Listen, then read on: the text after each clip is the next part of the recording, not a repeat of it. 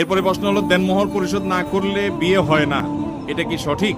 দেনমোহর পরিশোধ না করলে স্ত্রী নাকি হারাম হয়ে যায়? দেনমোহর এটা স্ত্রীর প্রাপ্য। আল্লাহ বলেছেন, ওয়া আতুন নিসা আস-সাদাকাতিহিন্না নিহলা, তোমরা স্ত্রীর মোহর পরিশোধ করো, এটা তাদের প্রাপ্য অধিকার, এটা দিতে হবে। যদি কেউ স্ত্রীর মোহর নগদ না দেয়, বাকিতে রাখে যে পরে দেব, বিয়ে হয়ে যাবে কিন্তু দিতে হবে, এটা সঠিক না। যে মোহর যদি না দেয় তাহলে জেনা হবে, মোহর না দিলে বিয়ে হবে না, এটা সঠিক না। তবে হ্যাঁ, এটা ঠিক যে মোহর যদি না দেয়, অনেক মানুষ আছে বিয়ে হয়ে গেছে 20, 30, 40 বছর বয়স হয়ে গেছে, এখনো বইয়ের মোহর দেয় নাই, আছে না নাই? খুব লজ্জার কথা, খুব লজ্জার কথা।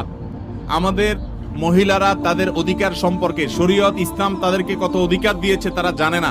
তারা যদি জানতো, আমাদের নাকে বড়শি লাগায় ঝুলাইতো। স্ত্রীর মোহর আপনি পরিশোধ করেন নাই, এটা তার পাওনা কি পাওনা না, আপনি তার কাছে দেন।